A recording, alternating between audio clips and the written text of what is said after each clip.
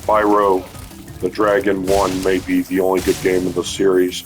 2 may be the best. 3 may be the superior one. Who knows? After Spyro, I gotta finish Jak 2 to round out the Jak trilogy. And then finish Sly 2, then get back to Sly 3 for that trilogy.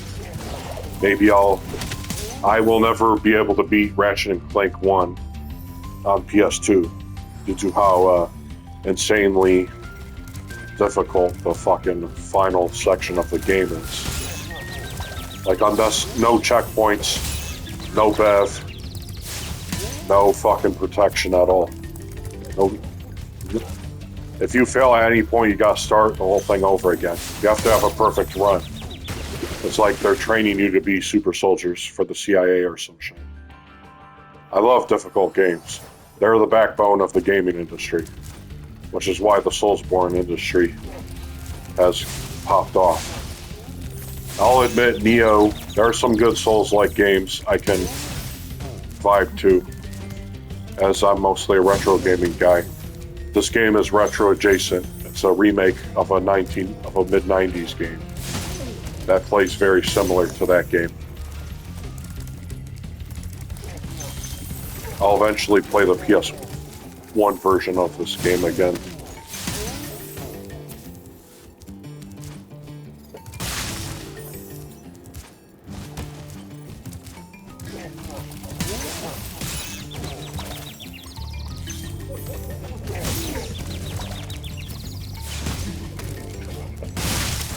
Do you know who the 13 bloodlines are? I'm not talking about the traditional Illuminati ones. I'm talking about the black nobility from Italy. If you don't know any of them, then you're way, way behind in the freedom movement, and you have some reading to do. They're basically noble Italian Venetian families from the Renaissance age of Italy. And they had influence over politics, finance, of the arts. They even had a few popes in the bloodline. Yeah, the 13 black nobility bloodlines is a very niche subject. Nobody's really talking about it. And it should be discussed, because information like this will save humanity.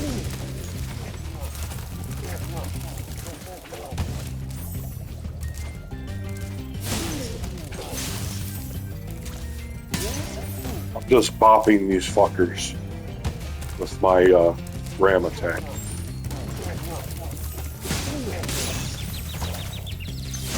This game ain't that hard. If you're bad at 3D platformers, just stop playing video games. You have to be good at 2D platformers. That's the bare minimum. 2D side-scrollers from the 80s and 90s. If you can't handle retro side-scrollers, you're dog shit at games. I mean, yeah, I can understand being bad at 90s and early 2000s fighting games. Those have a very high skill ceiling. So that's understandable. I'm saying if you can't handle Super Mario Brothers, Sonic the Hedgehog, any of them, start with Sonic 2, that's the easiest. Like, that's a legitimate neurological skill issue in my opinion, if you're not very good at retro games. I'm not talking about Castlevania or Doom 2 on the hardest difficulty, or Ninja Gaiden on NES. Yep, understandably hard. You have to be patient with those games. You have to read the games. You're playing strategy games at this point. If you're playing video games that are traditionally considered the most difficult. I am trying to figure out the pattern of this robot. It's obviously a boss fight. Okay, I figured out the pattern. You'll see it. Oh,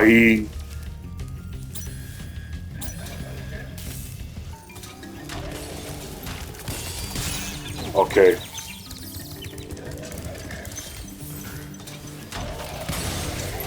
All right. That's called treating your audience intelligent. That's called respecting the intelligence of your audience. So they're using Donkey Kong race traders. I don't like the term race trader. It's a Nazi term. It's a Antifa, social justice woke faggot term, or whatever. Some of the founding members of Fall Out Boy were part of a hardcore punk band, power violence band, extreme punk band called Race Trader, which is interesting because that tells me they sold out to make pop punk and eventually make shitty pop music altogether.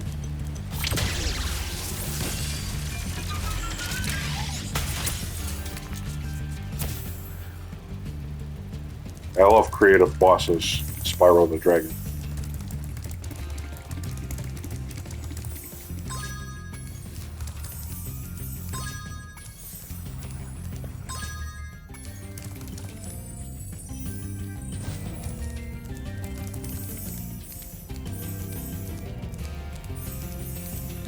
Spyro is a greedy Alpha Draconi Jew. I joke about that. He's not Jewish.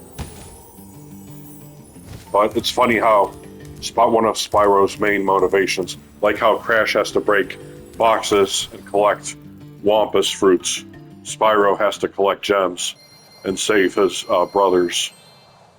I don't recall, maybe there are female dragons in this game.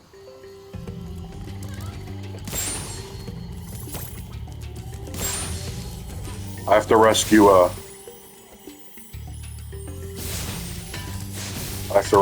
50 to...